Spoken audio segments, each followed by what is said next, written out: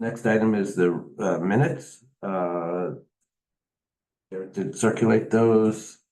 Any corrections, edits, etc. For the minutes of our 7/26 meeting? I have none. Motion. I move we approve the minutes.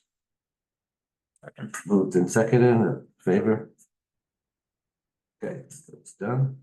Our next item is the discussion with the representative from RSU two.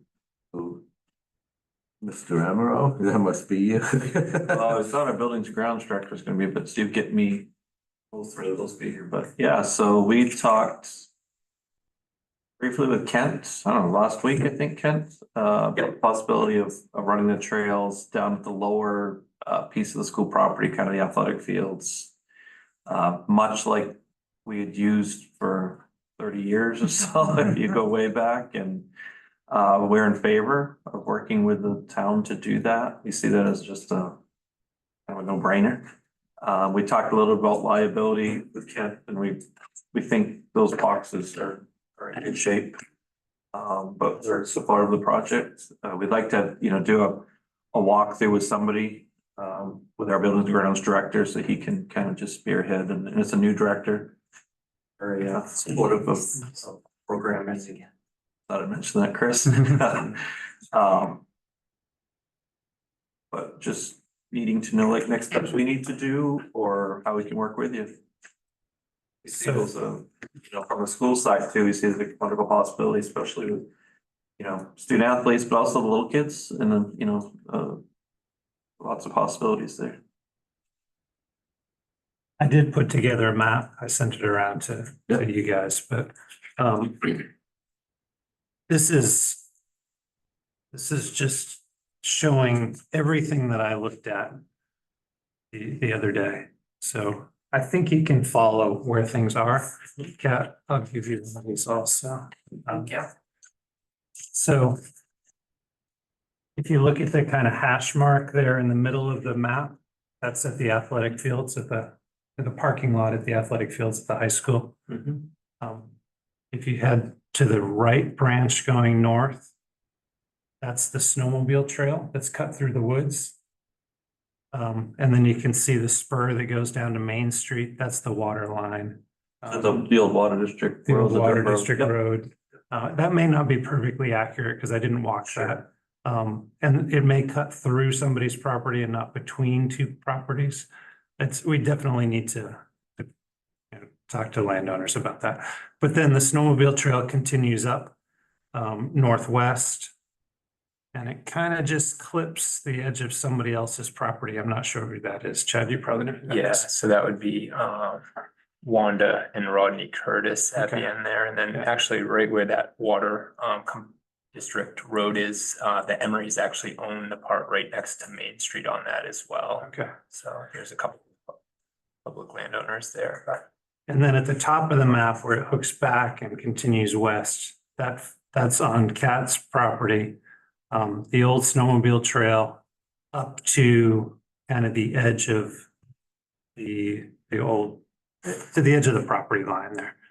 And then it continues up to where you cleared all that land, where it's completely cleared. So that goes all the way up to Main Academy. And then I hooked back and walked behind the baseball field along the RSU two property. Kind of around the baseball field up to the parking lot at the middle school, and then back in the section that cuts behind the softball field is through the woods.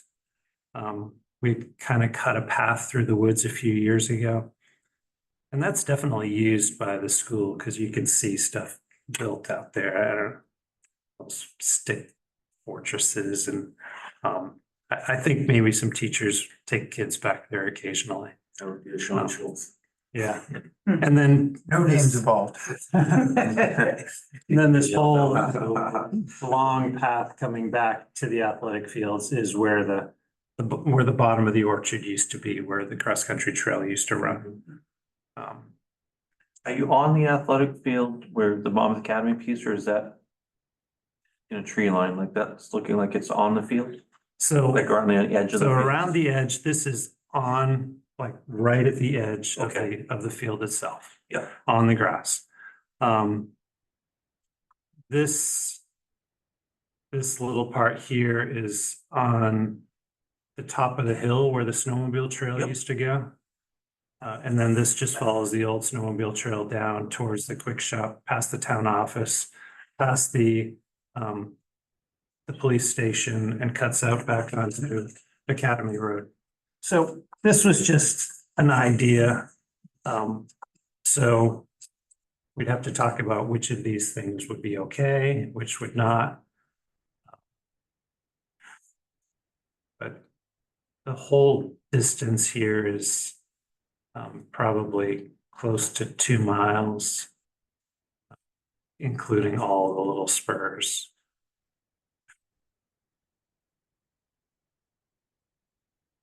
So I don't know. Like I said, this is just what I walked. We could choose to do something different. We could choose to cut through in different places.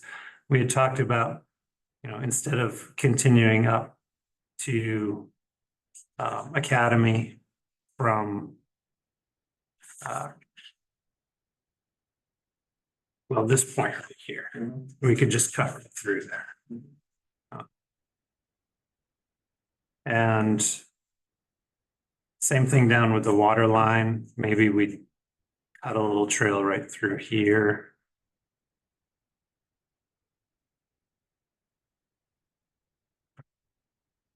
I said it goes down to the police department. Yeah. You know, we used to run that back in the day, it's our course back. The only other thing I just mentioned too, parking at the athletic, it's always been a really condensed space. It's just a thought to be considered. And the other one I mentioned, and it's not like I go out and police it or any of us, but dogs. On the, I'm a big dog guy, but we have a policy across the district, no dogs for. Not that we're looking, but if around the athletic field, out on the trails, nobody's gonna be looking, but. Just thinking out loud.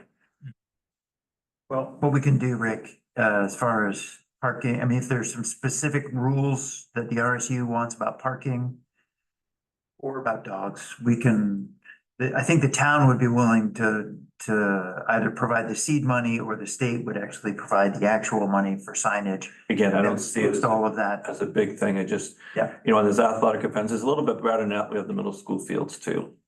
But, when there's athletic events, it's jam packed down there. Right. And we will be doing some work down there potentially at some point, just because that field's underwater.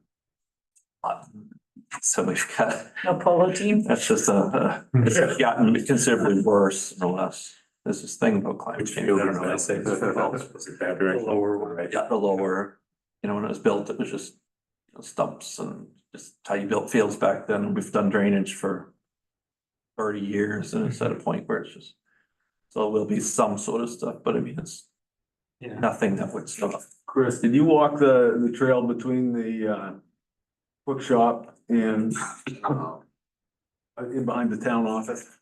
So I walked to this property line right here. 'Cause I know that there's like 200 or 300 yards in back there that it's really, really wet. Yeah, I didn't get to anything. I walked this a couple days ago. Everything was really dry. Yeah. It was really muddy. So I know that this is going to get wet. We know that this gets wet. There are some wet sections in here. So there's definitely some work that would need to be done in areas. I'm not sure. We'll have to talk to a trail builder and Yeah. see what's possible. This particular stretch through this property, I think Paul Roop bought this property. Oh, you did? And Yeah. he may not be interested in having us cut through the middle of it, but hopefully we could cut around an edge or something. And ask if you knew who owned that property. Yeah, so I know in terms of snowmobile trails, Paul was looking for us to reroute this trail. So that was something we had been in the works with him on. And some of his ideal, if he does end up moving forward, maybe doing something with that property, the lot towards the back is the driest, so that was his ideal place to potentially do something. So I think, I'm not sure if there's a specific reason we're looking to kind of go in the woods versus, it looks like our access is basically just to get closer to the center of town and probably access sidewalks. I don't know. I mean, that'll be something we'll have to work through, whether working with private landowners. Up here in this area, even Rodney and Wanda Curtis, my thought is if we can minimize the number of private landowners, that would probably be to our advantage. So even if we just cut this off little that. corner so it doesn't go across their property, I think that would be to our advantage. But yeah, I think we would definitely have to get with these landowners.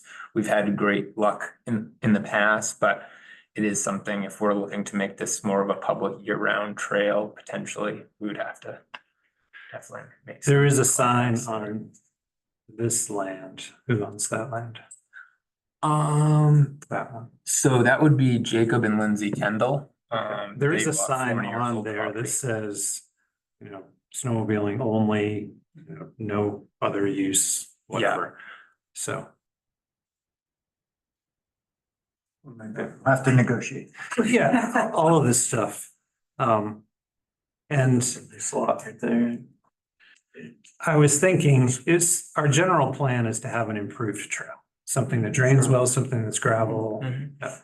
But maybe that is not something that you want around the athletic fields. And if the athletic fields have solid grass and you're okay with people just walking there, or if the trail doesn't even continue down to the quick shop at all, then there's no reason to even have something around the athletic fields. Be nice if it could continue, I mean, that's Right. back in the day. And that's why, so it's good timing, because like I said, we're actually in the process of getting some engineers to come and look at the athletic piece, because we've got to do something. And you answered the question with that piece of land, because years ago, I was talking to Pat McGill about if there was any possibility of. Yeah, so when Bob passed, they did end up selling that. And, what was the one that purchased it? That's exactly what I was thinking, for any other available I have walked academy. in the past, the area to the east of the athletic fields, down in the woods there. And it would be fairly easy to cut a trail through the woods there if, we specifically don't want a trail around the athletic fields. So there are some other alternatives there, so. And again, short term, because it's gonna be a major drainage thing. I just don't know what I don't know. Yeah. So. Rick, when were you gonna be doing it? Do you know when that work was gonna be done? We're getting quotes now. What drove it is we have a track that needs repair in Halldale too. And, we're looking at how can we tackle both of these? Talking to the Army Corps of Engineers and, because financially, it's not like we can, I'm not in favor of a bond. Try to do. So we're in the infancy. We're getting quotes. We're trying to get an engineer on site and if you've been down there, it's getting, like I said, it's a lot of it's not employable anymore. We're renting fields. Pretty routine now. Yeah, there's a lot of games with Yeah, and we're kind of landlocked with our baseball and softball teams, so like. It sounds extravagant, but like artificial turf, we're even looking at, if you do the long-term cost analysis, but we just have a unique feel too. And knowing how that's been built over time, so. Yeah, there'd be a lot of groundwork there. There's a lot of, it goes right down, or even raising the field, so we need engineers to help us with that. That's the only thing that would affect that, Chris, right now. But again, if don't have a problem with people, kind of.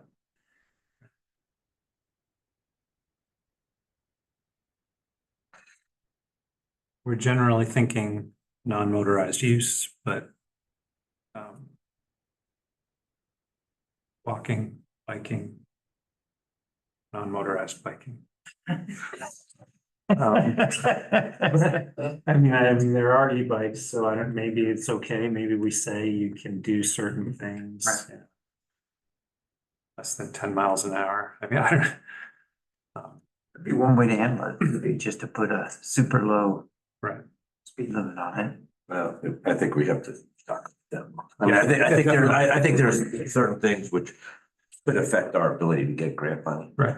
If we overexpand. Right.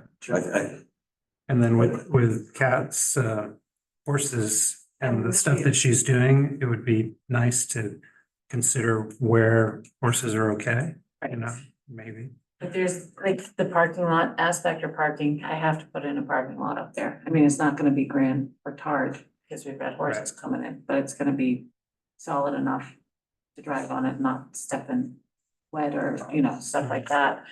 But yeah, I think generally delineation of who goes on what trails and just have a code of, you know, horses only or, you know, and who yields to who is generally what I see across the country with however, they're, you know, they're going and you just teach them etiquette of what to do when you see them.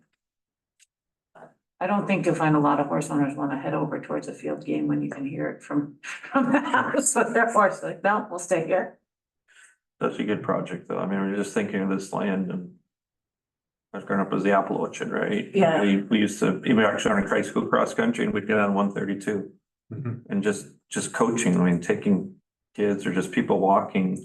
I mean, it must be a nightmare if you have any safe space for folks to. So, yeah, Yeah, 132 was not designed for not anymore. walking or riding much. yeah, the long Give term, order that's, to, I I think. think, it'd be nice, I mean, one, thought, and dream is to try and get something on 132 to, Like a sidewalk. yeah, but by sidewalk or Or lane. space, Yeah, not a lane. sidewalk. Bike Yeah. pedestrian lane, you know. A lane. Yeah. And I think if we, I think selling it to DOT would be a lot easier if we have, if it's part of a network. You know, Oh, yeah, that would be That's a what they- bonus for them, right? To say, oh, yeah, Well- this, you bring up the bike lane up to this point, then Mhm. it's gonna get used. I think There's- even push it further, because look at the Amish community coming in. You want a lane, because they've got a rig, they've got an equine on it, there's not enough room on there to go around them appropriately. So hey, we're helping them out at the same time, we're helping everybody have a smooth transition on the side. Is there anything, you know, we can do to echo your project or to enhance it? Just let us know on the school side, you know, if this, I don't know, Chris, like, you know, I look at this, how much land is actually like this visual, like Mhm. if it's usable, but if there's things, you know, the states, a lot of those grants are expiring, but there's a big push for outdoor education, classrooms, there's a big push for, you know, healthy, there's a lot of that still. So I mean, if there's anything that we can write or help or, you know, add on to the project with the willing. Great. Rick, who should, our sort of point of contact be, the school? Randy Peranto is our buildings and grounds director. He's the one I lean on, you know, pulling up the map and liability pieces. Then I'd say probably me, Okay. either one of us. If you don't hear from Randy, reach back to me, you should, but I heard back from Steve, the outdoors person. Yeah, He's confident he can be here at 8:30. Okay. But I understand the chief has got some Yeah. pressing issues, so maybe Yeah, we why can don't give we- him a few Yeah, minutes. yeah, just to- yeah, why don't we take him under other new business? Thank you. New business. Yeah, What are some questions, concerns? What are? So chief, we had, yeah, I'd like to think it. it came to our attention that, an easy and inexpensive, win for this committee, could be, coming up with a plan for allowing motorized vehicles like ATVs, golf carts, et cetera, on public ways. It's come to our attention that, it's actually the authority to do that is with the select board, for town roads and with a request to DOT for state roads. And so, I think what you have to look at is what we mentioned earlier about 132. Is you have to be selective on what roads you make that available to. 132 coming into town from Wales is a lot different than 132 coming in from 202, because 202, you really don't have any room for that sort of equipment, you know, those vehicles coming down the side of the road in a safe manner. Whereas coming into town from the Wales side, the road is wide enough to handle that, and I don't see a public safety issue on that end. So I think you have to be very specific on what roads we're going to allow that to happen on. I don't have any concerns with that. I mean, you're gonna have your occasional violator, just like you do regular traffic. I mean, regular motor vehicle traffic on the roads, and you deal with them on a case-by-case basis. I think when you start writing, policy on it, it's gonna be very specific that if they're gonna be out on the road, they have to be registered through the state, just like any other motorized vehicle. And then you monitor it, and that's where we come into play. licensed person driving? Yes. And have other towns experienced when they do sort of a limited number of roads, have other towns in Maine experienced a significant uptick in safety concerns, or is it pretty much the same? Or No, is it it's pretty less? much the same. I mean, you look at Greenville, I look at Gorham, New Hampshire. Two big communities that allow the ATVs and the golf carts. And it really does draw a lot to their downtown businesses. Now, we're kind of problematic here because we don't have a lot of downtown businesses. But that was one of the ways that they were able to draw clientele into their communities by opening these trailheads up to the roadways, and they're very specific again on what roadways they allow the ATVs on. The roadway's got to be able to handle that volume, but I don't see in Monmouth there being a big volume like you do in Greenville and Gorham, New Hampshire. And Yeah, those towns like up in Thrive. Greenville, and I was just up in Abbott, and there's a huge ATV yes, network up there, of trails that sort of then feed into the roads, and they can keep going and then branch off again. Yep. There's a lot of ATV traffic. and I've had several people, I say several, probably a handful of people approach me and ask about if we're ever gonna allow them to take their ATVs, like if they wanna go down to the post office, or the golf cart, they wanna go to the post office, or the general cook shop or whatever, and I think our infrastructure in the inner town here can handle that. My concern would be like up towards your end Yeah, of Academy, from Norris Hill on. that That turn. is, be a very dangerous road to have a golf cart and ATV on, where like 132, whereas Gray Mill up 135 into town, Main Street into town, Beach Road, smaller roads that aren't heavily traveled. I think would be appropriate and could handle stuff like that, but you'd have to be very specific on what roads you're gonna allow it on. Would there be any objection if we asked the snowmobile / ATV club to come to us with a proposal for a very limited sort of trial thing? See what ideas they've got in terms of where their trails terminate and what sorts of roads they might be interested in asking where- the select. Wouldn't that just go directly to the select board? I mean, I guess I don't know why the trail committee would need to evaluate a proposal like that. It could, Yeah. but if we've got some other plans for other trails, then we might wanna just take a look at it and, Just knowing where the trailheads are and what roads they dump into so that the select board could make informed decisions saying, okay, the trailhead drops onto Blue Road right by Chick Drive. We don't want any ATVs and snowmobiles coming down Blue Road from that trailhead because that road's just as bad as the end of Academy, you know, it's just not wide enough to handle it and you're up and down around. yeah. With people with vehicles traveling at 40 plus. I can speak to that a little bit. So we are a snowmobile / ATV club. We do not currently have any ATV trails here in town. And I think part of it is just the limited number of people we have in the club and the huge commitment it is to maintain trails as far as ATV. Yeah. I can absolutely get you guys the map of what we have for specific trails. Right now, the only trails here in Monmouth are snowmobile trails, which are used for some skiing and snowshoeing as well.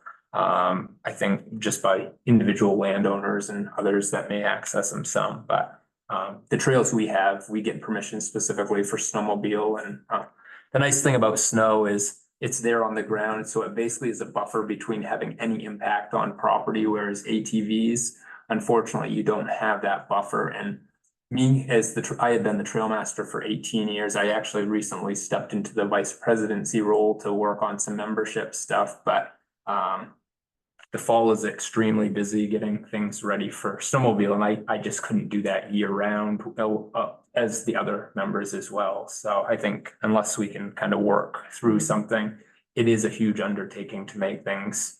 And unfortunately, it's just also users and making sure they're aware of like different things as well. And Chief Erlin, as far as the public access roads, all right. They do have typically like a 10-mile-per-hour access route, like speed limit, right, for utilizing the public ways. Yes. Is that correct? Okay.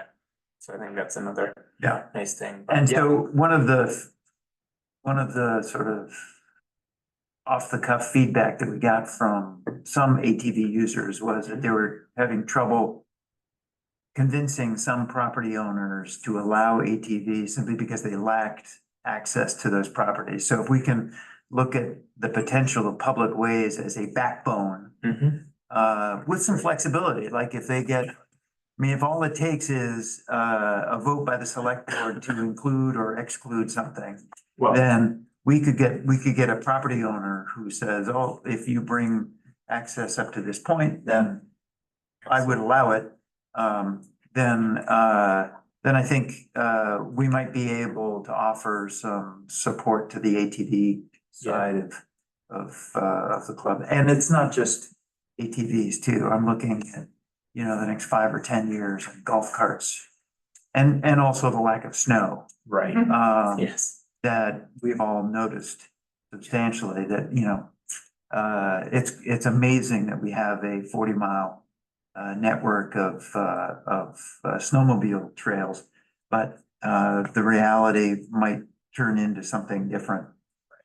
So before we talk about that, though, there are specific initiatives that need to be completed. So like we would need analysis of, what roads and everything like that which would be specific to that point. And then approve from the state for specific roads and then the select board. So there's a few things that are kind of beyond us, this committee, I would say. Well, the approval from the state would only involve state roads. If it's a local road. I know, but the downtown section is I True. mean, And basically the permission is requesting the commissioner to say, okay. So I understand. I'm not saying, I agree or disagree. I'm just saying that there are things that clearly need to be done before coming even to here, I would say. Sure. So I would suggest that maybe we start the untangling of this question with asking the ATV Snowmobile Club for an idea. And a limited one and it's considered a trial and it's considered just something, if you guys can give us, guys and gals can give us some thoughts on what would be the most useful, you know, sort of Where I'm going with, seed crystal. and where I'm going with this is, yeah, we could approve it, and they could bring it to us, but we don't have any authority or power versus the state or the town. So why would you come here first? Well, if we want to make a recommendation to the select board that they should consider this, things can go directly to the select board. Right. It does make sense for things like this to come through us, and then we can give a recommendation if we can think about it a bit and say what we feel about it. Sure, okay. I think that starting with the ATV club and seeing what they're interested in is a good first step. I don't think that we should be doing anything on ATV type stuff without them asking for it or, proposing something. And then we can see how that might work. I can see how maybe we would want to recommend, again, if people downtown Beach Road or the camps down on right off Blue Road, those close ones in, if we think that they want golf cart access so that they can get downtown, maybe that's something that we could talk about, but do we really think there's a demand for that right now? Yeah, Chief, who were you here, like you said, you heard from people, did you see an interest in that community to get that access that? Like I said, a handful of people I've talked to over the past year and a half or so that have expressed their desire to be able to take their ATV or golf cart from their residence down into town without having to, back their truck out or whatever, drive down with the truck. Right. And I think if, I mean, you look at, what's the difference between an e-bike and an electric golf cart? I mean, two more wheels, a little wider, and the e-bikes, are riding all over the community. The difference is that they're not as wide, so you got 132 from the center out to 202. I would have a concern with allowing a golf cart or an ATV on that section of road, but in town, camp owners or whatever, access to the post office and the stores, I think that's a no-brainer, I think that. Well, look at the proposed campground over on that side, no access to the lake. If you open up a golf cart to come over to the beach, you immediately have available access there. But I don't know how far that's going or not, but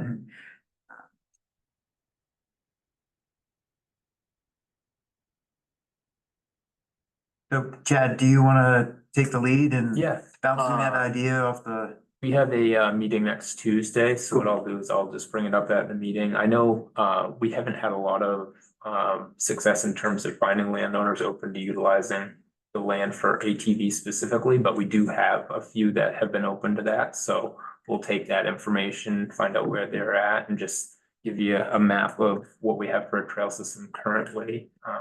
The problem with that is you get a lot of publicity on the bad apples that have gone up other people's lands with their ATVs in the past, and so that resonates through the landowners, and Yeah, it's hard to police that. right. Yep, we've got Steve in attendance Yeah, now, we so should maybe get- we we should move on. Is he in or is he waiting? If you don't, if there aren't any other questions, Ken, I've got to head to my next meeting. Thank you. Thanks, Ray. Yeah. Thank you. Thanks, Chief. Good see you. Thank you, Super Rick. Thank you, Mr. Arnold. Morning. Hi, Steve. Sorry to keep you waiting there, Steve. I didn't realize I had to admit you. No worries. Glad I sent an email. Steve, thank you for taking the time to do this.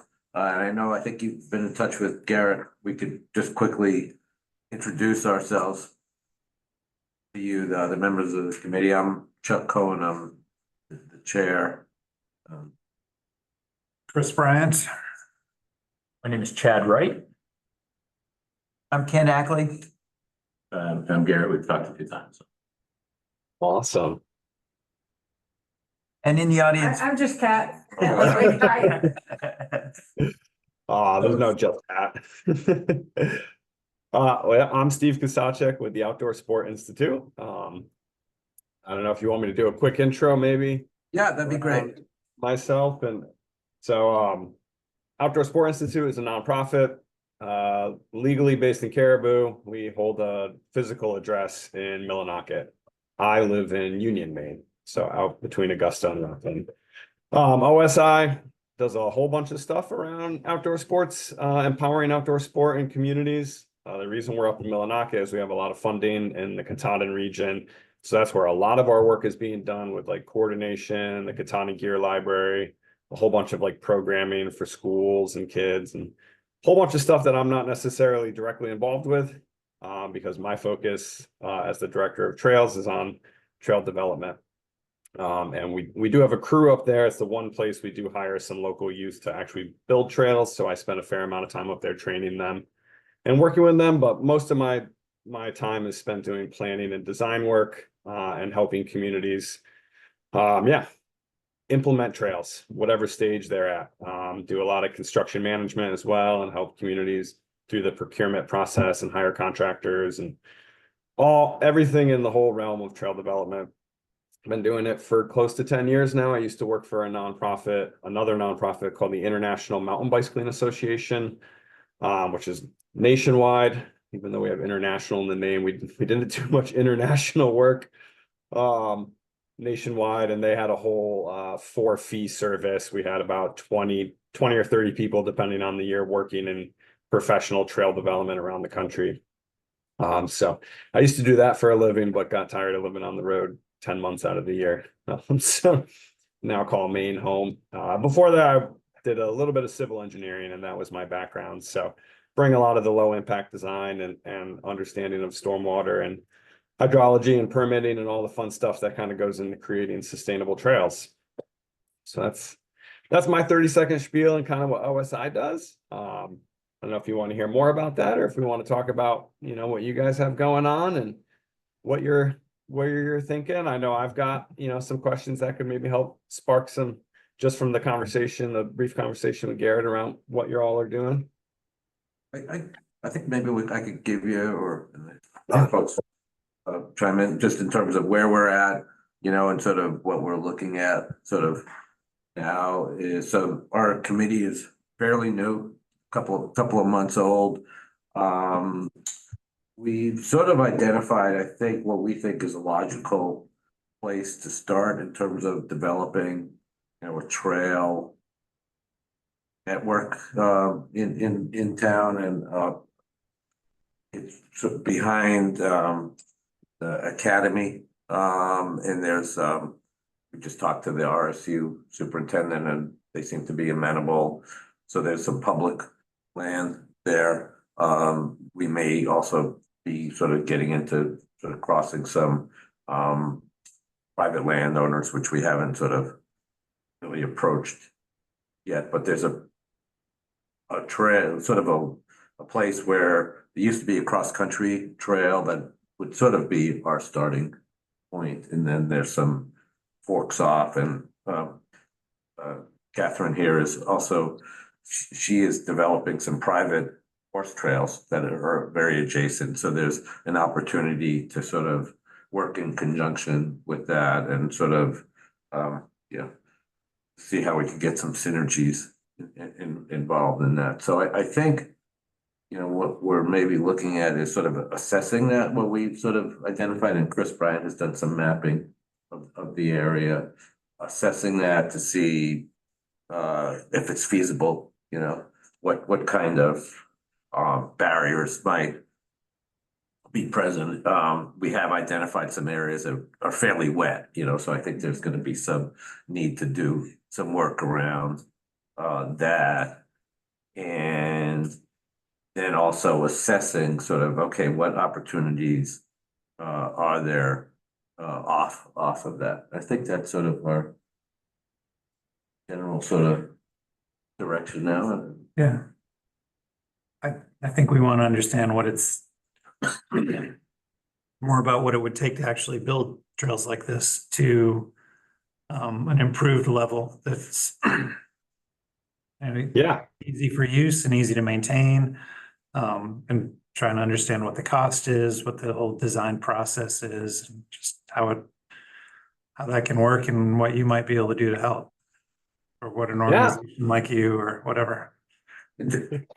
One other point, just, so I'm working and Chris also is working with the age-friendly committee in town. So I think one of the things we're interested in is trying to get at least some part of the trail system that we develop to be accessible to people with, some mobility issues. Yeah, I don't think we're looking for it all to be wheelchair accessible, but it should be easy for older people to navigate. Yep. So, yeah, in terms of the grade and stumpage and those kinds of. yeah. So I'm taking a bunch of notes if I keep looking away. I apologize. Excellent, yeah. Maybe it'd help if I talked really quick, high level around how we approach trails now. Sort of it's coming to Maine. I did a lot of work when I worked for IMBA in places like the South and out West, where there's been kind of a robust professional trail industry for a long time. And those ideas I think are trickling in now and flooding in kind of actually. And so we're seeing a lot more people be very more intentional and purposeful around this type of work. Where in the past, New England, we have a lot of like legacy trails that were, we have this old road. And so we just started walking it and it became a trail. And that's what we've always hiked forever and ever. And now, we have goals around trails. We want them to be more accessible. We want X, Y, and Z. And so that takes obviously more thought. And so I think starting with the planning, which is what we're talking about, this assessment type planning work. And generally that type of work is desktop based. Field based is always helpful to go out in the field and then, meetings, talking with people like yourselves, or if there's other stakeholders. That's the sort of things that entail like planning work where we're trying to answer the big questions. It sounds like you're trying to answer, like, let's create a vision that we can all agree on. This is what we want to do. This is why it's important. And then let's lay out the next steps for that. Who's going to do it? Could it be done by volunteers? Do we need contractors? What sort of materials do we need? What's the priority or like the phasing of this work? What do we want to do first? Where does it go from there? And that's usually distilled into like a memo or a report with maps. And that's usually the outcome of this type of assessment, feasibility planning type work. And that lets you, share it with the public and share it with other stakeholders and say, hey, look, this is what we want to do. It also lets you go after funding. I've done a lot of planning work across the country. And most of the reason that we've done that type of work is because those communities or organizations have gone and raised, millions of dollars for a lot of the projects I've been a part of, like large scale 30, 40, 50-mile trail plans in places like West Virginia and Tennessee. And they go after grants and foundations. And so it's just like, I always relate it to like starting a business and you go to the bank for a loan. They're much more likely to give you a loan if you can show them your business plan. Like, this is what we're going to do.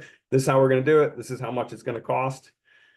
The design is like really site specific, and design precedes construction. It really shouldn't precede construction by like too many years. You typically wouldn't design trails until you kind of know like, yep, we're going to go build that one. You might not have the funding, but you have a really good idea of like, this is high priority. We're going to go find the funding for it. Design is like the field layout when it comes to the trail industry. So that'd be like the field flagging. You might think of how people hang surveyors tape in the woods to delineate a trail corridor.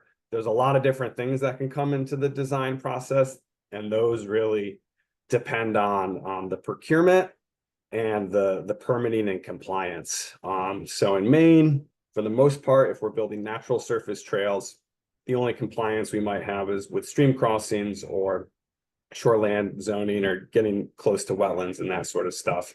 There's no more stormwater permitting for trails, which is very nice that they passed that exemption a couple years ago.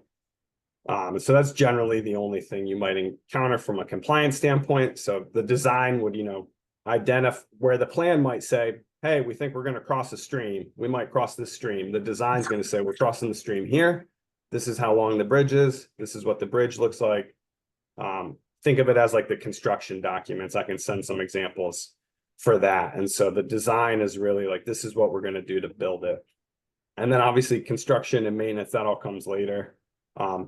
Things to be thinking about too during this planning process as you're, a new committee and getting started on the fun endeavor of bringing trails to your community and stewarding them in perpetuity, is thinking about that capacity building and the resources. One of the big things we do at OSI is a lot of education. And so, if we end up working with them, I'm happy to talk more about that, or we don't work, happy to always give you more information. We've run workshops. We ran some workshops this spring on like trail maintenance, and introduction to trail building and that sort of stuff. We might run some like light webinars over the winter as well. But I always encourage communities, and I have lots of resources, there's different books out there, but like, gaining that capacity is really important, because seen it too many times where like people get trails and then forget that, oh shoot, we have to take care of these things forever and ever and ever. So, that's sort of the process. What I'm hearing from you around your goals is what I hear from a lot of communities, and it's a lot of the work I've been doing over my career, which is like accessibility, making trails more accessible, especially here in New England and here in Maine. We're going back to that idea of a lot of legacy trails. Those were what we describe as very primitively developed. There's sort of a spectrum to trail development. The Forest Service lays it out very nice. They have class 1 all the way up to class 5 type trails. And a class 5 trail is like a bike path. Like it's a surfaced, paved, gravel, crusher run, like compacted, like full engineered. A little bit outside of the work I do. I'm not technically an engineer anymore, so I don't necessarily get into hard engineering. We can certainly think about the feasibility of that stuff, but when it comes to designing like a paved path, that would be something, or like a bike path or a separated shoulder, that would be like an engineering type thing. I don't think I'm hearing that right now. But then, the Forest Service goes all the way down to class 1, which is like a lot of what we have in New England. Like if you go hike out in the backcountry of Maine, the trails are typically very narrow, just like walked in paths. Like the roots get exposed, and that's just like very primitive. There was not much work done. They probably lopped some branches and cut the logs off the trail, and that's all they did. And then there's everything in between those two ends of the spectrum. And so a lot of times what we're doing is like not that class 5 fully engineered, but we're bringing in machinery. We're working with mini excavators is the common machines that are used here in Maine. And, moving the soil, manipulating the ground, and building a very durable trail that is also accessible. So we're removing some of the rocks and capping some of the roots and doing the work up front, making the impacts up front so that later, the trail's still there.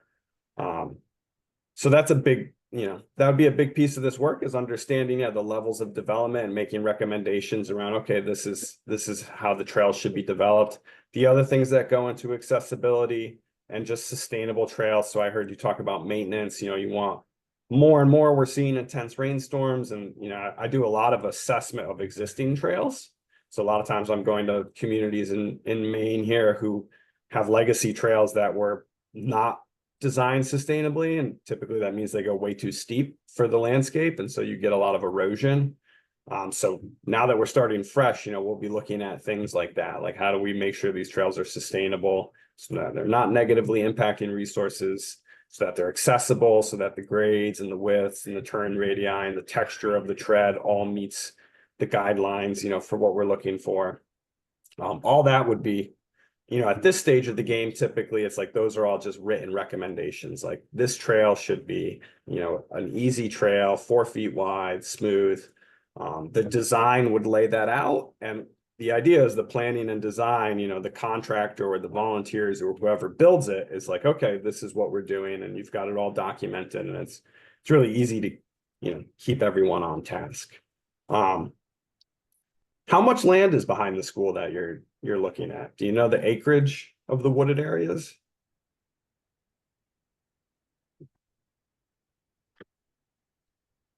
It's all right if you don't know off the top of your head. disturbance in that water. Yeah, I don't know. My guess is it's not hundreds of acres. No. I think we're looking at around 30 acres total. Yeah, tens of acres. But we Tens of can, acres. that's a great question and we can find out for you. So, you know, so that level of like a very small site is gonna probably need more, it's gonna need field work.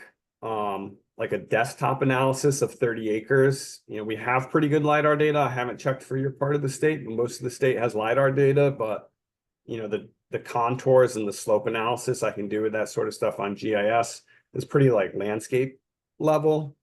And so it might benefit from actually seeing that site to understand it a little better. Yeah, and what I would say is, I think we're looking for, certainly when we've identified something specifically in town already, we'd be looking for like kind of field work, but also we would appreciate like a desktop analysis of the town, whether it's Yep. GIS or LiDAR, just to be, you know, these are opportunity areas. You know, kind of just a big picture, if we can connect things, stuff like that. Yeah. You know, one thing I looked quickly and it looks like you have parcel data online, on an online GIS system, which is super helpful. To have that sort of data, you know, for this sort of analysis, I'd probably, you know, search and see what the town owned for parcels. I'm sure you guys have an idea. Sometimes towns own parcels no one knows about. And then, you know, I don't know if there's any land trusts locally. You know, generally I start to search with like, where are the conserved and public open spaces? Because those are, you know, the easiest to act on. And then obviously here in Maine, we have a lot of private land and we have like a rich history of recreation on private land in all parts of the state. And so that could be a piece of this. I always caution the community. You know, I am one to be very hesitant about like drawing lines or anything on a map and like putting stuff out there until we talk to like landowners, because I have seen it where it goes wrong on different projects, you know, where we're just talking about the potential of trails and someone hears something different and they get very upset that someone's planning or talking about their land. And then they're like, I don't want to be a part of this. So, you know, that would be one thing.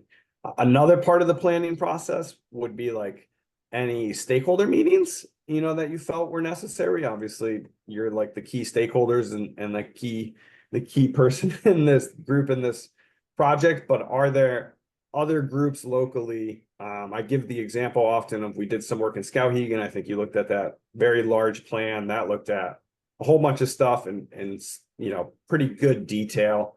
And it also involved like 30 different partners I met with. So there was like a variety of landowners and a variety of, you know, people, organizations like the New Balance Foundation. They don't own any land, but they're very active up there and like getting kids outside and active. So we had a meeting with them.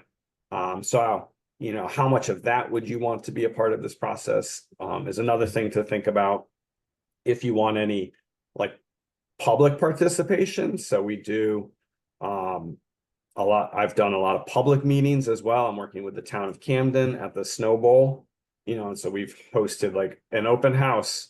And I can send an example along or share an example of like, I like to do like posters and not do like a big presentation, because it lets people just float around and mingle and doesn't give anyone a soapbox to stand on, and doesn't make me have to stand there and answer a bunch of questions, where people can read the posters. And then if they have like more questions, I'm obviously there to answer questions. So that's a way we've done open houses that have been pretty well received in the past. So another thing to think about, would that be a part of this work?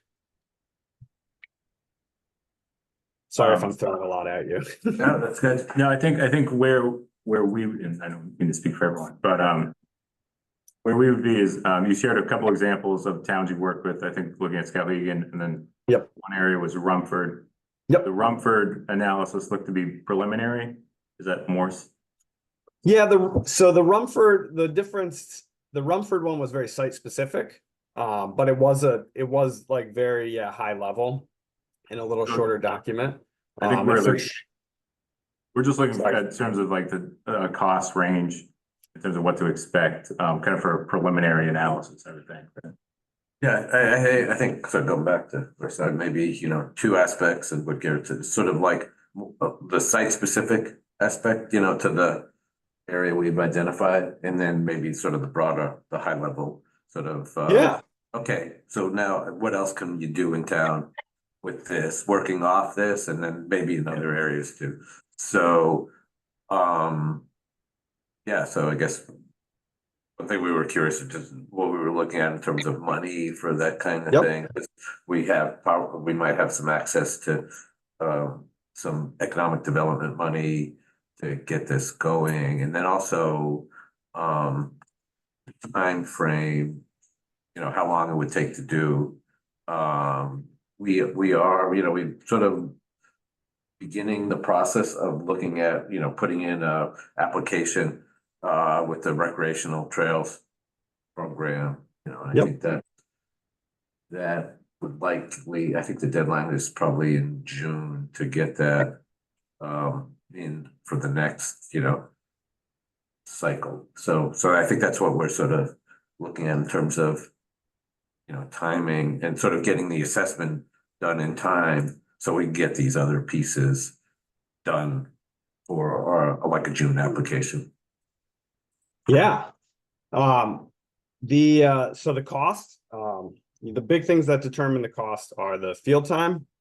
And like the meetings, it's just like basically time and then the deliverable. So the difference between the scout, like the Rumford deliverable, off the top of my head, I think that's like $1,000 to $2,000 type deliverable. Like 1,500 to 2,000 probably. And then the Skowhegan, the big report, is a couple thousand, typically. You know, for what I'm hearing, you know, to do, if it's maybe just like coming out for a day to look at this one specific site and maybe, you know, spending any other time of that day looking at other sites, because 30 acres is not like, that's not very long. That's not multiple days of field work. You know, that's hundreds of acres or multiple days. You know, Skowhegan was thousands of acres. I've worked on 10,000 acre properties, and that's, you know, could take me 2 weeks to go look at all that. So, you know, it's a day of field work. Sorry. Steve, just to give you an idea of the scope, one other metric, it's probably 30 or 40 acres of wooded stuff, but there's also, you should be aware that we're thinking maybe a 2-mile length. There's a couple of different sections where you cross an athletic field and get into another stretch of the trail that would take us to a destination, the town office destination. So about 2 miles in length is probably a better estimation. Okay. What we've looked at so far, Steve, is you can walk the trail. There is something there. It's Oh, not, okay. you know, Yep. making it dry. We're not doing this from scratch. At least there's definitely land where we could say, this is just too wet. Maybe we should cut a new trail through the woods or, you know, do something different. So there are some alternatives, but what we've been looking at so far is you can actually walk the path. So that it, oh, sorry. I didn't mean to interrupt. Part of it was like snowmobile trail, active snowmobile trail. Yeah, part of it is athletic fields, part we've just cut stuff through the woods in the past, intending to use this. Yeah, okay. So it's probably still about the same amount of field time, but the what I'm hearing is it's probably more like a little bit more on the design side, where it's like, okay, what are the literal improvements we need to do? Where are the maybe short reroutes? You know, hey, this is wet, so can we go around this way? Or this is wet and we can't get around, so we need to harden it. How much, you know, crushed gravel might that be? Or is it a boardwalk or a bridge because gravel is not appropriate? So it's probably still sort of the same amount of cost estimate I was thinking in my head, but just the work looks a little different. I would envision probably like maybe a day's worth of field work, because we have identified another potential trail behind the library, and then it'd be nice to kind of look at existing trails too. clear woods and stuff like that, just to give them a lay of the land. Yeah. Yeah, and we have a set of cross-country ski trails that we've developed. That Nice. could use some improvements, things like Oh, yeah. some bridges and Yep. over some wet areas. So Are if you they, had time to walk that, are you skating those? Are you laying down a skate lane or are they just classic?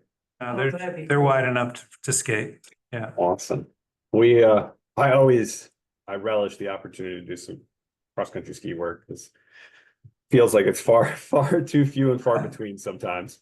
Yeah, so I'm thinking, what I'm hearing is, okay, there's some assessment, there's, some light design work on like this one specific trail.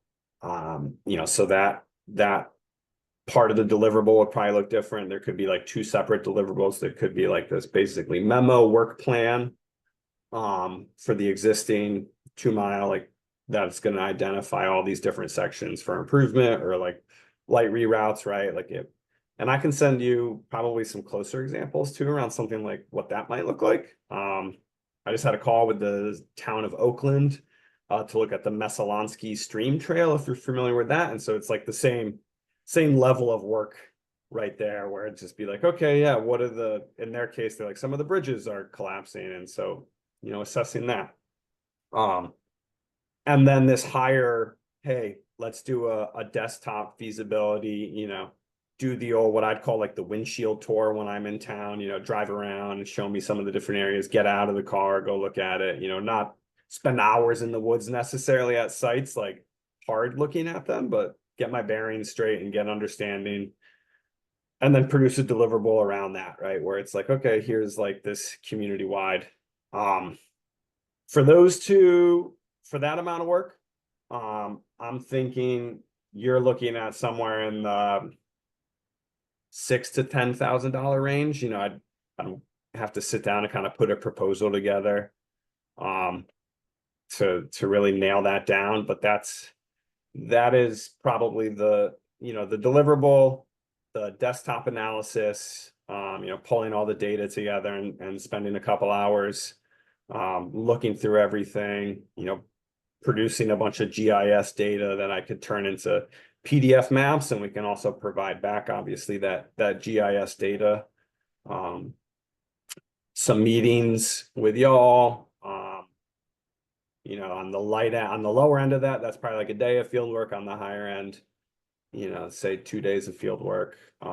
With the deliverables, we've talked about that level of like Rumford, or I'll send you to, I did like an assessment up in Easton, up in the county, of a trail, and it was like a little bit more on the design side because there was like boardwalks and stuff. We were basically bog bridging, we were designing, but just to give you some ideas around that. But I'd say that's sort of a safe range, until I actually put a proposal together for what that might look like. That doesn't include a ton of stakeholder meetings because it sounds like we're not quite there yet, which is fine. I just always want to work with the community, but always throwing out like the other things that are possible, probably not, that doesn't really include like a big public meeting. And not necessarily like none of the design work we talked about, right? Like we're obviously, this is all like high level for now. As far as RTP, as far as timing goes, if we have all the paperwork signed and all that fun stuff done, in the next couple of weeks, I could certainly be out there this fall, which is a great time to do field work. As the leaves kind of start to drop, you can just see more. And we tend to like, as today and this weekend shows, we tend to get some more water here with the hurricane season. And so it's like a good time to just understand the drainage. And, the other good time to do field work is just in the spring. But for this level of field work, this is a great time of year to do it. Basically, we can do field work until the ground is covered by snow. And I wouldn't want to do field work then because you can't really see what's under the ground, under the snow. And then afterwards, to turn around a deliverable after the field work, for this level of deliverable, we're probably looking at like 4 to 6 weeks. maybe on the 6th weekend, because we're like heading into the holiday and end of year season when everything tends to like really pick up. But I would think we could probably have this wrapped up by the end of the year, early part of the new year. And so you would have plenty of time to apply for that RTP grant. This past year, they did an emergency RTP in March. I do not think that's the state's intention anymore. I think their intention is to just roll on this new June cycle. I know Doug Beck, who runs the RTP program really well, have helped a number of partners apply for RTP successfully.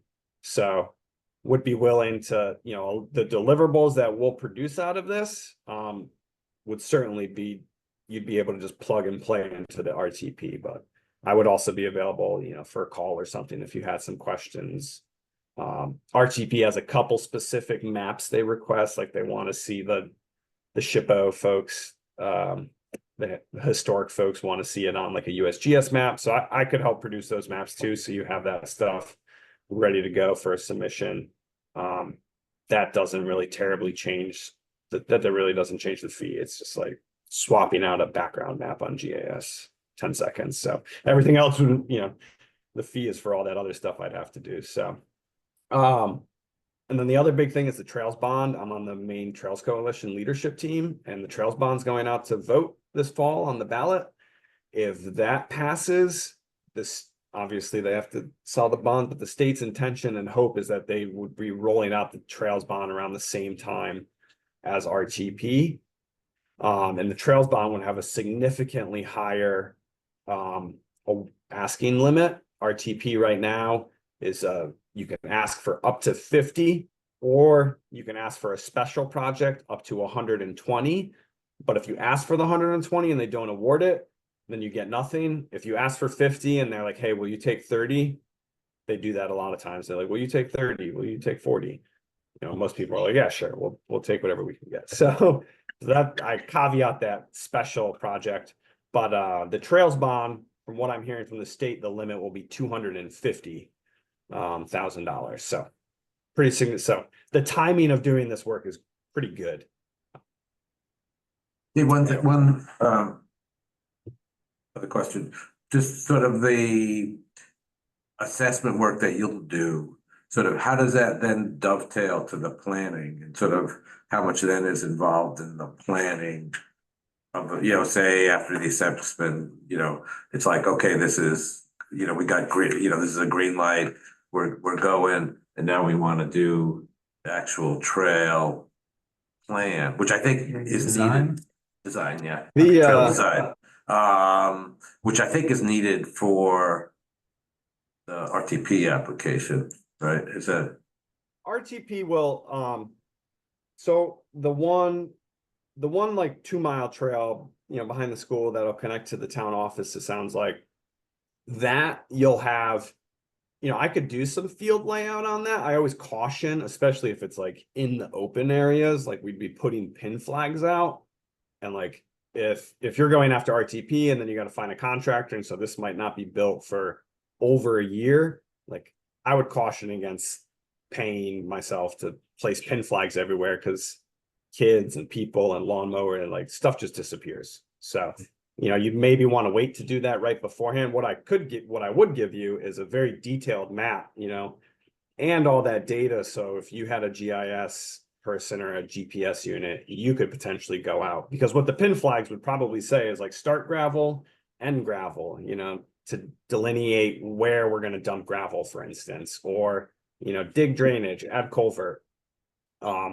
So for that trail in particular, you will definitely have, what I would call like a light design, unless you want a full design. But it sounds like just the level of the project sounds like it would be like fit in this design realm. And then depends again, one big question I always ask during design projects is like, how do you think you might implement this? So this 2-mile trail, do you envision like town staff, DPW, or like yourselves and volunteers, or are you trying to just like, let's just raise the money and go hire someone to build it? I don't know, we haven't really discussed it very thoroughly. I mean, I think, I was thinking about hiring, but I don't know what, I don't know what availability the town resources has, for this, but my initial thought was we would hire. It's something that once I get eyes on it and we kind of walk, hopefully some of you could be available when I'm out there, something we could talk through, once I kind of get an idea of what the level of work is, I can make better recommendations around like, generally, I always tell people it's not rocket science building a trail. There is some science and some art and like complex trails, it's a craft and it's a trade that takes a long time to learn, but some things are very simple and you might have those resources right there in your community. The feasibility, like the other side of the deliverable, looking at a lot of stuff and coming up with that would be like a light concept plan in the end.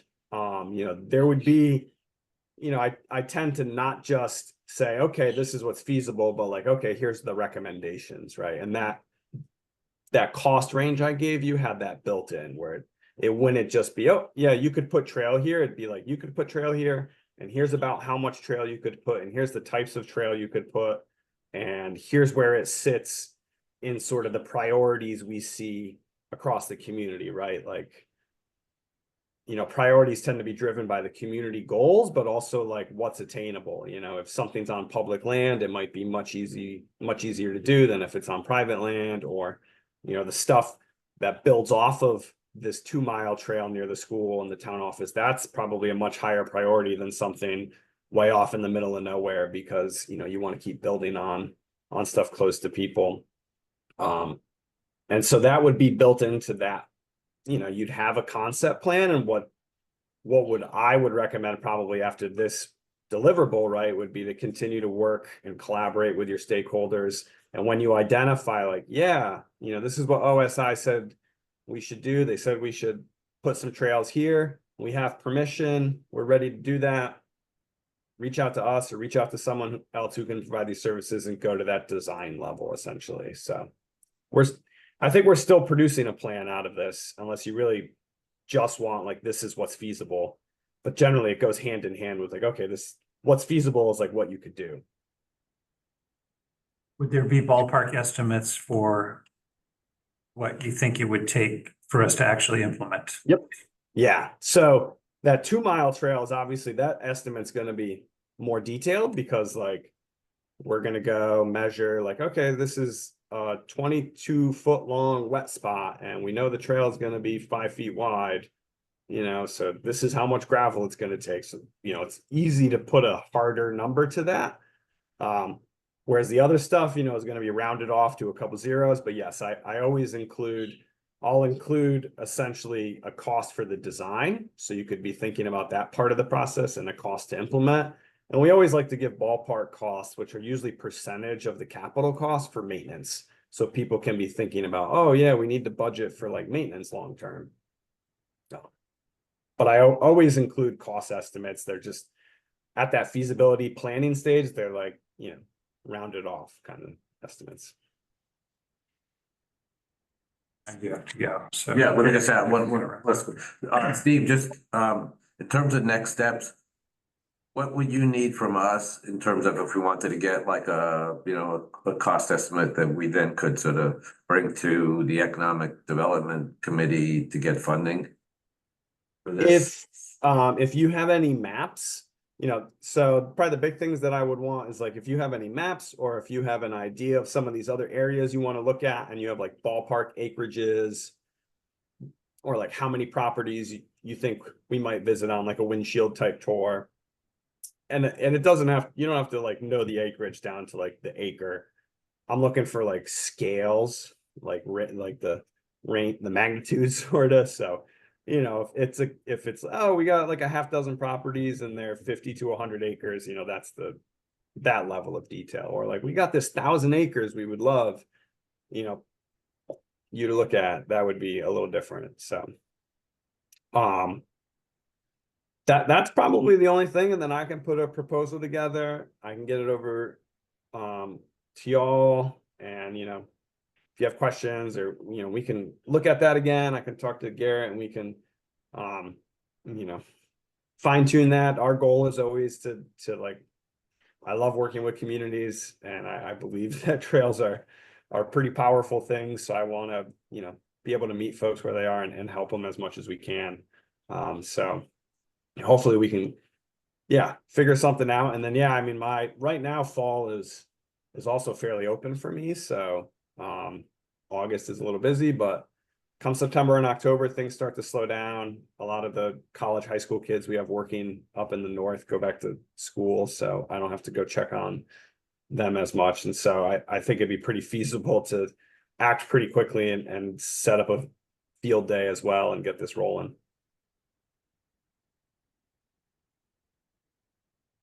Gotta get going.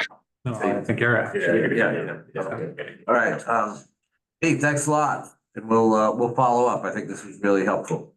Awesome. Yeah. If you need any other, I can pass on any other examples if you want. Once you get me that info, I turn around a proposal pretty quickly and we'll go from there. Yeah, if you want to send those other, two ones that you referenced, maybe just. Yep. Send it to. You can send it to Garrett and he'll forward it to the rest of us. Perfect. Awesome. Thanks a lot. All right. Good Yeah. to Have meet a great Appreciate- weekend. Thank you, Steve. Appreciate your Thank time. All right. Yeah, I gotta run. Okay. Just minutes in terms of logistics. I can watch the YouTube and fill myself in. Okay. I think do we have anything else we want to cover? I think we could, given Table that everything we else. lost a couple of people, maybe we should sort of Yeah. cut it, and I don't know if we want to, I mean, we want to try to squeeze another meeting in. Right now, their next meeting is scheduled for September 3rd. Tuesday at 7. Tuesday at 7 p.m. So, yeah, I think that's good. I think we're okay with Yeah, that. we could maybe do some things by email. Yeah, I think so. Just kind of get a preliminary assessment, just to get a quote from him, Yeah, and then maybe we can vote on that potentially at next meeting. I think so. Get something back. Yeah, I think that's- I sent this map.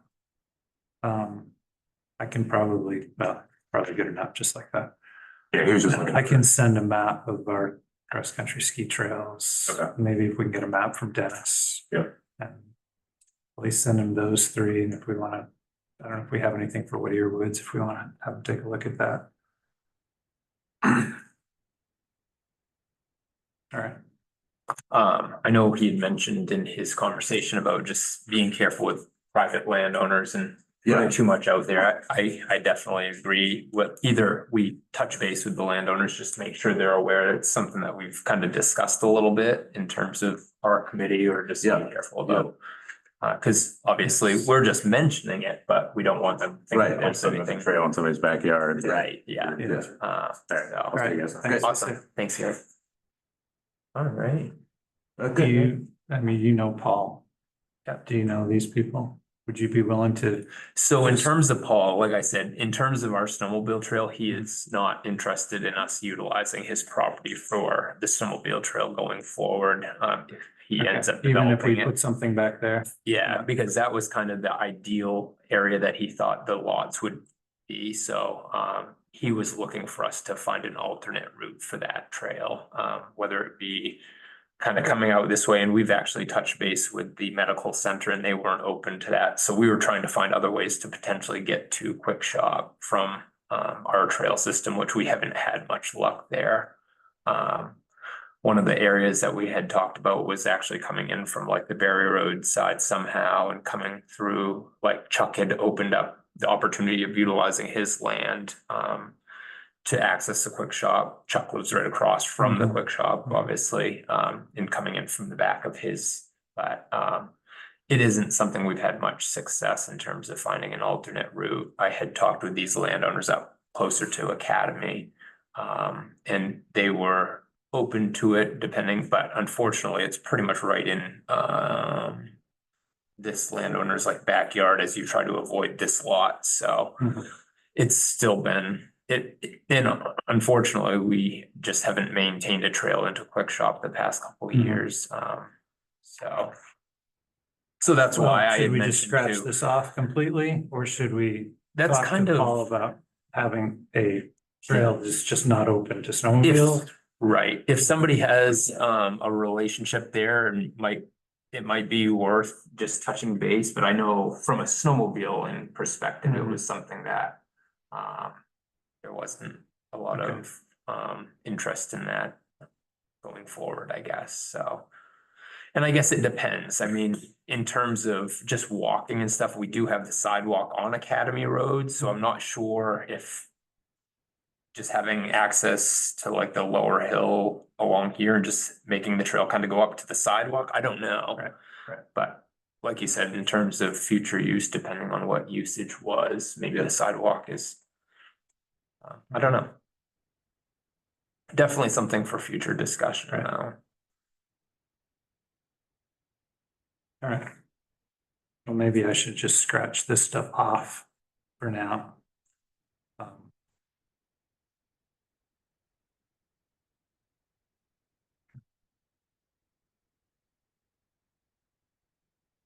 Right.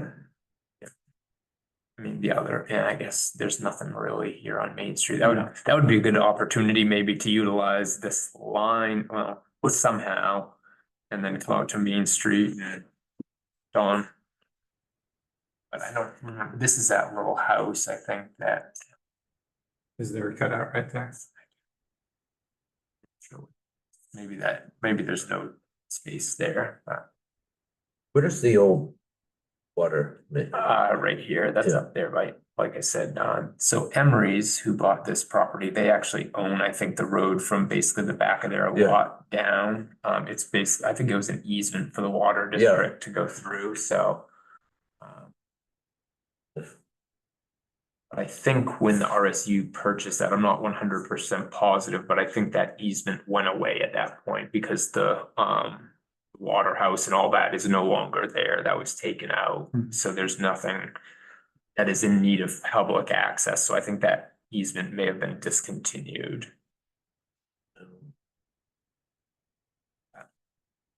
But I'm not 100% positive on that.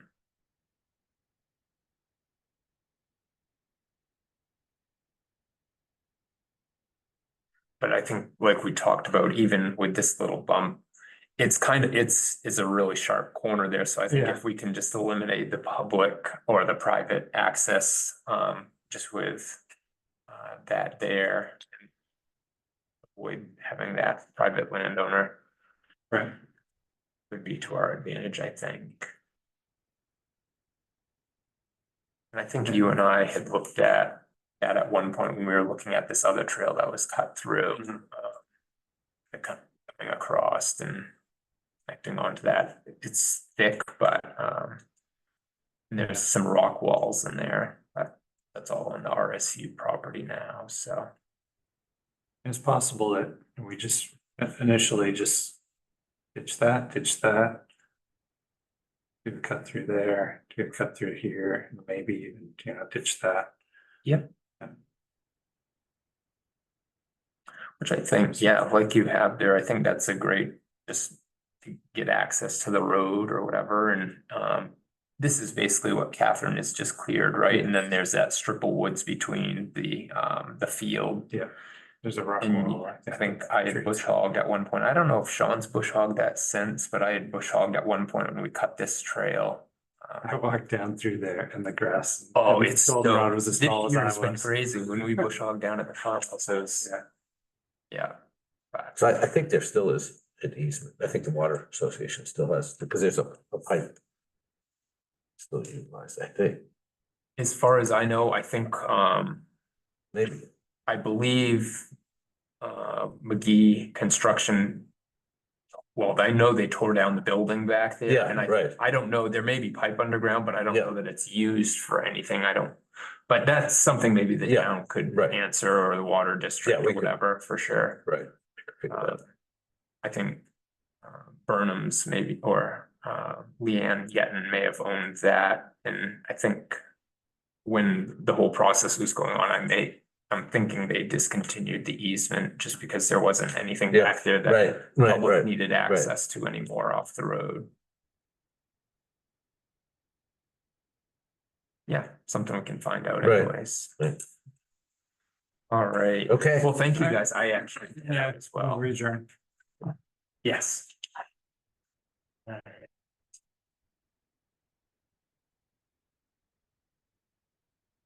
Have a good day. Have a Thank good you. weekend. Thanks, Sean. Thank you, Chris. Thanks, Chad. See you, Doc. Thank you.